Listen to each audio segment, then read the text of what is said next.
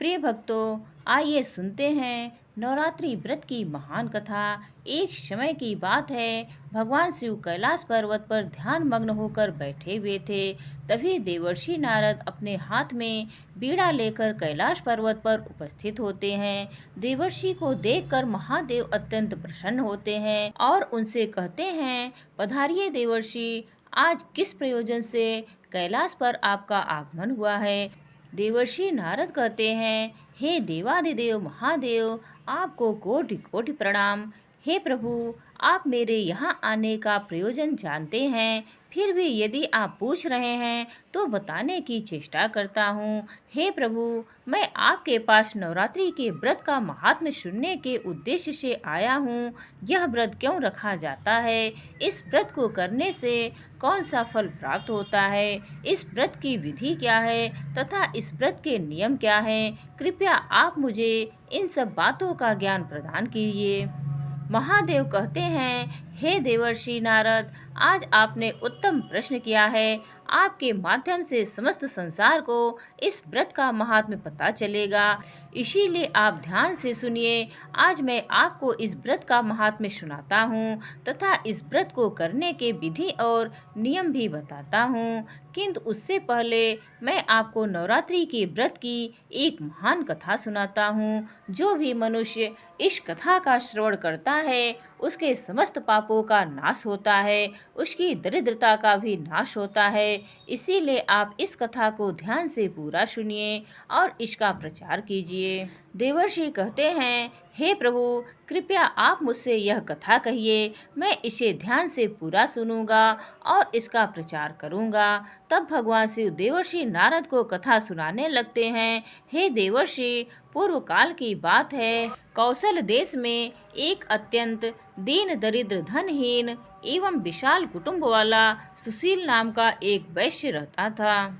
उस वैश्य की अनेक संतानें थी, जो कोई काम नहीं करती थी और धन के अभाव से हमेशा दुखी रहा करती थी। उसके पास करने के लिए भी कोई उद्योग नहीं था। रात्रि में जो कुछ भी खाने को मिल जाता, वह वैश्य उसे अपनी संतानों को खिला देता था और जो कुछ भी बच जाता उसी से अपना पेट भर लेता था। पूरा परिवार दिन भर भूखा रहता था और केवल रात्रि को ही कुछ थोड़ा सा अन्न खा लिया करता था। इस प्रकार से वह वैश्य स्वयं भूखा रहकर दूसरों का काम करके अपने परिवार का पालन पोषण कर रहा था। वह वैश्य स्वभाव से अत्यंत निर्मल और सज्जन था। वह धर्मपरायण, शांत, सदाचारी, सत्यवादी, क्रोध न करने वाला, धैर्यवान एवं अभिमान रहित था। वह प्रतिदिन देवताओं और पितरों का पूजन करता था, अपने द्वार पर आए हुए अतिथियों की भी पूजा करता था और सभी को भोजन कराने के बाद जो कुछ भी बच जाता उसी से अपना गुजारा चला लिया करता था। कुछ समय बीतने के बाद एक विद्वान ब्राह्मण उस सुशील नाम के वैश्य के घर पर आया। सुशील ने ब्राह्मण को दान देकर उनका स्वागत सत्कार किया तथा उन्हें हाथ जोड़कर प्रणाम करके अत्यंत व्याकुल होकर उस ब्राह्मण से इस प्रकार से कहने लगा, हे ब्राह्मण देवता, यदि आप हमारे अतिथि धर्म से प्रसन्न हैं तो क्या हम आपसे कुछ पूछ सकते हैं। वह ब्राह्मण कहने लगा, महात्मा, आपकी चर्चा तो चारों तरफ है कि आप एक महान दानी हैं। आप अतिथियों का स्वागत प्रेम से करते हैं, इसी कारण से मैं आपके पास आया हूँ। कृपया आप संकोच ना करते हुए आपकी जो भी शंका हो पूछ लीजिए। तब वह वैश्य कहता है, हे ब्राह्मण देवता, कृपया करके आप मुझे बताइए कि मेरी दरिद्रता का नाश निश्चित रूप से कैसे हो सकता है। इस दरिद्रता के कारण मैं अपने परिवार का पालन पोषण नहीं कर पा रहा हूँ। हे ब्राह्मण देवता, मुझे धन की अभिलाषा नहीं है, किंतु मैं आपसे कोई ऐसा उपाय पूछ रहा हूँ जिससे मैं अपने कुटुंब का पालन पोषण करने के लिए समर्थ हो जाऊं। मेरे पुत्र पुत्रियां भूख से पीड़ित होकर भोजन के लिए बहुत रोते हैं और मेरे घर में इतना भी अन्न नहीं रहता कि मैं उन्हें मुट्ठी भर अन्न दे सकूं। उनका दुख मुझसे देखा नहीं जाता। आज मैंने अपने रोते हुए बालकों को घर से निकाल दिया है और वे कहीं चले गए हैं। इसीलिए मेरा हृदय शोकाग्नि में जल रहा है। धन के अभाव में मैं क्या करूं? मेरी पुत्री भी विवाह के योग्य हो गई है, किंतु उसका विवाह करने के लिए मेरे पास कुछ भी नहीं है। कन्यादान का समय भी बीता जा रहा है। हे विप्रवर, इसी प्रकार से मैं चिंतित हूँ। हे दयानिधान, आप तो विद्वान हैं, आप अवश्य ही मुझे कोई ऐसा तप, मंत्र, व्रत तथा उपाय बताइए जिससे मैं अपने परिवार का पालन पोषण करने में समर्थ हो जाऊं। हे महाभाग, आपकी कृपा से मेरा परिवार सुखी हो सकता है। कृपया आप अपने ज्ञान के बल से विचार करके मुझे कोई उपाय बताइए। इस प्रकार से उस वैश्य के द्वारा याचना करने पर उस ब्राह्मण ने बड़ी ही प्रसन्नता पूर्वक उस वैश्य से कहा, हे वैश्यवर, मैं तुम्हारे दुख का कारण समझ चुका हूँ। तुम चिंता मत करो, मैं तुम्हें अवश्य ही उपाय बताता हूँ। तुम अब नवरात्रि के व्रत का अनुष्ठान करो। इसमें तुम भगवती की पूजा, हवन करो, देवी के मंत्रों का उच्चारण करो। इससे तुम्हारे सभी कार्य सिद्ध हो जाएंगे, तुम्हारी दरिद्रता नष्ट हो जाएगी। हे वैश्य, नवरात्र नामक इस पवित्र तथा सुखदायक व्रत से बढ़कर इस पृथ्वी लोक पर अन्य कोई व्रत नहीं है। यह व्रत सदा ज्ञान और मोक्ष देने वाला है, सुख तथा संतान की वृद्धि करने वाला है एवं शत्रुओं का पूर्ण रूप से विनाश करने वाला है। वनवास गमन के दौरान देवी सीता के वियोग में अत्यंत दुखी होकर श्री राम ने किष्किंधा पर्वत पर इस व्रत को किया था। इसी व्रत के प्रभाव से उन्होंने महासागर पर सेतु की रचना करके रावण और उसके पुत्रों का संहार किया था और सीता को प्राप्त किया था। महादेव कहते हैं, हे देवर्षि, इस प्रकार से ब्राह्मण ने नवरात्रि के व्रत का महत्व उस वैश्य को सुना दिया, जिसे सुनकर वह वैश्य बहुत प्रसन्न हुआ और उसने उस ब्राह्मण को अपना गुरु मान लिया और उनसे देवी के मंत्र की दीक्षा ली। तत्पश्चात उस वैश्य ने अत्यंत भक्तिपूर्वक नवरात्रि में उस मंत्र का जाप किया और अनेक विधि तथा उपायों से भगवती का पूजन किया। इस प्रकार से उस वैश्य ने 9 वर्षों तक नवरात्रि के व्रत का अनुष्ठान किया और 9वें वर्ष के अंत में अष्टमी तिथि को अर्धरात्रि आने पर साक्षात महेश्वरी ने उस वैश्य को दर्शन दिए और कहा, हे पुत्र, मैं तुम्हारी भक्ति और पूजा से अत्यंत प्रसन्न हूँ। तुम्हें जिस भी वर की कामना है निसंकोच होकर मांग लो। तुम्हें जो चाहिए वह मैं तुम्हें प्रदान करूंगी। साक्षात माँ दुर्गा को अपने सामने खड़ा हुआ देखकर उस वैश्य का अंग अंग कांपने लगा। उसकी आंखों से आंसू झलकने लगे। माँ दुर्गा के उस अद्भुत दिव्य स्वरूप को देखकर वह वैश्य हर्ष से उत्साहित होने लगा। फिर उस वैश्य ने माता को प्रणाम करके कहने लगा, हे माँ, मैं आपके दर्शन करके ही धन्य हो गया। माता, आपके दर्शन अत्यंत दुर्लभ हैं। आप तो सचमुच त्रिलोक सुंदरी, सर्वशक्तिमान, समस्त संसार की जननी है। मुझ जैसे साधारण भक्त को आपने दर्शन देकर बड़ा उपकार किया है। हे माँ, अब मेरे मन में कोई कामना नहीं है। आपके दर्शन से ही मेरे सारे दुख मिट गए हैं। माँ, केवल मुझ पर इतनी कृपा कीजिए कि मेरे पुत्र पुत्रियों को पर्याप्त भोजन प्राप्त हो सके, जिससे उन्हें नित्य भूखा न सोना पड़े। सुशील की विनम्रता और उसकी निराश्रित स्थिति देखकर माँ दुर्गा ने मधुर मुस्कान के साथ कहा, हे पुत्र, मैं तुम्हारी सच्ची भक्ति और तुम्हारे तप से प्रसन्न हूँ। तुम्हारी दरिद्रता का अब अंत होगा। तुम्हारा घर धन धान्य से भर जाएगा और तुम्हारे परिवार की सारी समस्याएं समाप्त हो जाएंगी। तुम्हारे बच्चों को भी अच्छा भविष्य मिलेगा और तुम्हारी पुत्री का विवाह भी जल्द ही होगा। तुम्हारी पीढ़ियां सुख और समृद्धि से पूर्ण होंगी। इतना कहकर देवी दुर्गा अंतर ध्यान हो गई। उसी क्षण सुशील वैश्य का घर प्रकाश से भर गया और उसकी दरिद्रता समाप्त हो गई। देखते ही देखते उसके छोटे से घर की जगह एक विशाल महल खड़ा हो गया। उस महल में स्वर्ण मणियों और बहुमूल्य रत्नों का भंडार भर गया। उसकी सारी संतानें सुखी और तृप्त हो गई। सुशील के पास अब न केवल अपने परिवार के लिए अन्न था, बल्कि वह दूसरों की भी मदद कर सकता था। समय बीता और सुशील वैश्य की पुत्री का विवाह धूमधाम से संपन्न हुआ। सुशील वैश्य ने अपनी भक्ति और श्रद्धा को कभी नहीं छोड़ा और माँ दुर्गा के प्रति आभार व्यक्त करता रहा। उसका जीवन अब आनंद और समृद्धि से भरपूर हो गया था। उसके परिवार ने भी माँ दुर्गा के प्रति भक्ति और समर्पण को अपनाया और वे सभी माँ के आशीर्वाद से सुखी जीवन व्यतीत करने लगे। भगवान शिव कहते हैं, हे देवर्षि, इस प्रकार से मैंने आपको नवरात्रि के व्रत की महाकथा सुनाई है। इस कथा को सुनने मात्र से ही नवरात्रि का व्रत सफल हो जाता है। पूरे नवरात्र भर उपवास करने में असमर्थ लोगों के लिए 3 दिन का उपवास भी यथोक्त फल प्रदान करने वाला बताया गया है।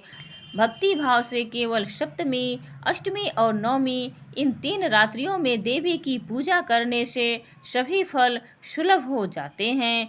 पूजन हवन, कुंवारी पूजन तथा ब्राह्मण भोजन इनको संपन्न करने से वह नवरात्र व्रत पूरा हो जाता है। इस पृथ्वी लोक में जितने भी संसार के व्रत एवं दान हैं, वे इस नवरात्र व्रत के तुल्य नहीं हैं, क्योंकि यह व्रत सदा धन धान्य प्रदान करने वाला, सुख तथा संतान की वृद्धि करने वाला, आयु तथा आरोग्य प्रदान करने वाला, विद्या, धन अथवा पुत्र इनमें से मनुष्य किसी की भी कामना करता हो, उसे इस सौभाग्यदायक तथा कल्याणकारी व्रत का विधि पूर्वक अनुष्ठान करना चाहिए। इस व्रत का अनुष्ठान करने से विद्या चाहने वाला मनुष्य समस्त विद्या प्राप्त कर लेता है और अपने राज्य से वंचित राजा फिर से अपना राज्य प्राप्त कर लेता है।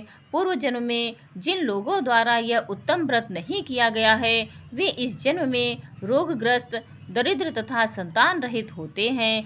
जो स्त्री बंध्या, विधवा अथवा धनहीन है, उसके विषय में यह अनुमान कर लेना चाहिए कि उसने अवश्य ही पूर्व जन्म में यह व्रत नहीं किया था। जिस मनुष्य ने दुख तथा संताप का नाश करने वाली, सिद्धियां देने वाली, जगत में सर्वश्रेष्ठ, शाश्वत तथा कल्याण स्वरूपिणी भगवती की उपासना नहीं की, वह इस पृथ्वी तल पर सदा ही अनेक प्रकार के कष्टों से ग्रस्त, दरिद्र तथा शत्रुओं से पीड़ित रहता है। हे देवर्षि, अब मैं आपको इस व्रत से जुड़े नियम बताता हूँ, इसे ध्यान से सुनिए। नवरात्रि के व्रत का आरंभ तब होता है जब मनुष्य दृढ़ निश्चय और शुद्ध हृदय से व्रत करने का संकल्प लेता है। यह संकल्प ही उस यात्रा का आरंभ है जो व्यक्ति को देवी दुर्गा की कृपा तक पहुंचाता है। जब कोई व्यक्ति देवी दुर्गा की उपासना के लिए व्रत का संकल्प करता है तो उसे अपना मन और शरीर शुद्ध रखना चाहिए। शुद्धता केवल बाहरी नहीं बल्कि मन की आंतरिक पवित्रता भी आवश्यक है। यह कारण है कि व्रत का आरंभ संकल्प से होता है, जिससे व्यक्ति अपने आप को देवी दुर्गा के चरणों में समर्पित कर देता है। व्रत के दौरान भोजन का विशेष ध्यान रखा जाता है। केवल वही अन्न ग्रहण करना चाहिए जो पवित्र हो और बिना तामसिक पदार्थों के बना हो। यदि कोई पूरे 9 दिनों तक उपवास कर सकता है तो यह श्रेष्ठ माना जाता है, लेकिन यदि शारीरिक कारणों से ऐसा संभव न हो तो फलाहार या एक समय का भोजन ग्रहण किया जा सकता है। भोजन में सात्विकता होनी चाहिए, अर्थात प्याज, लहसुन और मांसाहार से दूर रहना चाहिए। संयम से जीवन जीना ही सच्ची उपासना है। जब तुम देवी दुर्गा की आराधना करो तो उन्हें केवल फूल, धूप और दीपक से ही नहीं बल्कि अपने हृदय की भक्ति भी अर्पित करो। देवी को लाल पुष्प विशेष प्रिय होते हैं, इसीलिए उनकी पूजा में लाल फूल चढ़ाना उत्तम है। लेकिन इससे भी अधिक महत्वपूर्ण है अपने मन का पूर्ण समर्पण। पूजा के समय अपने मन को देवी दुर्गा के 9 स्वरूपों में से हर एक रूप के प्रति समर्पित करो। हर एक दिन एक रूप की पूजा करो और उनकी शक्ति का ध्यान करो। पूजा के साथ साथ उनकी महिमा का गान करना, उनकी कहानियों को सुनना और सुनाना भी अत्यंत शुभ माना जाता है। व्रत के इन दिनों में क्रोध, लोभ, मोह और द्वेष से दूर रहना चाहिए। यह समय है आत्मनियंत्रण और साधना का। अपने मन में सत्य, अहिंसा और संयम के नियमों का पालन करो। इस दौरान अपने शब्दों और कर्मों से किसी का दिल न दुखाओ। यह व्रत केवल शरीर को कष्ट देने का नहीं, बल्कि आत्मा को शुद्ध करने का समय है। जितना अधिक तुम अपने मन और हृदय को पवित्र रखोगे, उतनी ही देवी दुर्गा की कृपा तुम पर बरसेगी। हे नारद, ध्यान भी इस व्रत का एक अभिन्न अंग है। देवी के मंत्रों का जाप करो और उनके स्वरूप का ध्यान करो। जब तुम ओम दुर्गाय नमः मंत्र का जाप करोगे, तो वह शक्ति और साहस को उत्पन्न करेगा। ध्यान में बैठकर देवी के दिव्य रूप का चिंतन करो, उनकी महिमा को स्मरण करो, जिससे तुम्हारे भीतर की नकारात्मकता दूर हो जाएगी और शांति का अनुभव होगा। जब नवरात्रि के अंतिम दिन आते हैं, तो देवी की कृपा को पाने के लिए कन्याओं का पूजन करना अत्यंत महत्वपूर्ण है। कन्याएं देवी का ही रूप मानी जाती हैं, इसीलिए 9 कन्याओं को आमंत्रित करके उनकी सेवा करो, उन्हें भोजन कराओ, पैर धोकर आशीर्वाद लो। यह पूजन तुम्हारी साधना को पूर्णता की ओर ले जाएगा। और हाँ, व्यक्ति को एकदम सात्विक जीवन जीना चाहिए, जिससे उसकी साधना में कोई विघ्न ना हो। यह 9 दिन केवल तपस्या के दिन नहीं है, यह आत्मिक जागरण के दिन है। भगवान शिव ने नारद को नवरात्रि के व्रत का महत्व समझाते हुए कहा, यह व्रत केवल सांसारिक इच्छाओं की पूर्ति के लिए नहीं, बल्कि आत्मा की उन्नति के लिए है। जो श्रद्धा और भक्ति से इस व्रत का पालन करता है, वह देवी दुर्गा की कृपा से सारे कष्टों से मुक्त हो जाता है और उसकी सभी इच्छाएं पूर्ण होती हैं। इसलिए हे नारद, जो भी इस व्रत का संकल्प ले, उसे तन, मन और आत्मा की पूर्ण पवित्रता के साथ इस साधना को करना चाहिए। इस प्रकार से भगवान शिव ने नारद जी को नवरात्रि का महात्म्य और कथा सुनाई। प्रिय भक्तों, अब जानते हैं नवरात्रि में मिलने वाले संकेतों के बारे में। अगर आपको भी ऐसे संकेत मिलते हैं, तो माँ दुर्गा आप पर प्रसन्न है। प्रिय भक्तों, नवरात्रि में माँ की पूजा करते समय अगर आपको ऐसा प्रतीत हो रहा है कि माँ की मूर्ति आपको देखकर मुस्कुरा रही है, अथवा माँ दुर्गा के होंठ हिल रहे हैं, आपको अचानक ही ऐसा महसूस हो कि माँ दुर्गा आपकी तरफ ही देख रही हैं, तो यह बड़ा ही शुभ संकेत है। यदि आप माँ के चरणों पर अपना माथा टेकते हैं और अचानक ही कोई फूल आपके ऊपर गिर जाता है, तो यह संकेत है कि माँ आपकी भक्ति से अत्यधिक प्रसन्न है। आपकी कोई मनोकामना अवश्य ही पूर्ण हो जाएगी। दूसरा संकेत, प्रिय भक्तों, यदि नवरात्रि में आपके द्वार पर कोई कन्या लाल वस्त्र धारण करके पधारी है, उस कन्या को देखकर आपका मन अत्यंत प्रसन्न हो जाता है, तो यह बहुत ही शुभ संकेत है। आपको उस कन्या को कोई भेंट वस्तु अवश्य देनी चाहिए। साक्षात माँ दुर्गा ही उस कन्या के रूप में आपको संकेत दे रही हैं। और यदि नवरात्रि में आपके सपने में कोई कन्या दिखाई पड़ती है, तो आपको देखकर बार बार मुस्कुरा रही है, तो आपको समझ लेना चाहिए कि माँ आपकी भक्ति से बहुत प्रसन्न है और अब आपके जीवन में बुरा समय समाप्त होने वाला है। तीसरा संकेत, यदि आपको सपने में माँ के पद चिन्ह दिखाई पड़ते हैं और आप उनके पद चिन्हों का पीछा कर रहे हैं, लेकिन आपको माँ दुर्गा कहीं पर भी दिखाई नहीं पड़ती हैं, आप सपने में माँ को खोजने के लिए इधर उधर भाग रहे हैं, तो यह भी एक शुभ संकेत है। अगर आपको भी ऐसा सपना आता है, तो आपके दुखों का अंत होगा। घर में यदि कोई बीमार है, तो वह भी पूर्ण रूप से स्वस्थ हो जाएगा। चौथा संकेत, प्रिय भक्तों, यदि आप माँ दुर्गा की आरती अथवा आराधना कर रहे हैं और आप माँ की भक्ति में पूर्ण रूप से डूब गए हैं और अचानक ही आपकी आंखों से आंसू आने लग जाए, आपके मन में एक विचित्र भाव प्रकट हो जाए जिसे आप समझ नहीं पा रहे हो, तो यह माँ का ही संकेत है। आपके हृदय में माता ने प्रवेश कर लिया है और आपकी इच्छा अवश्य पूर्ण होगी।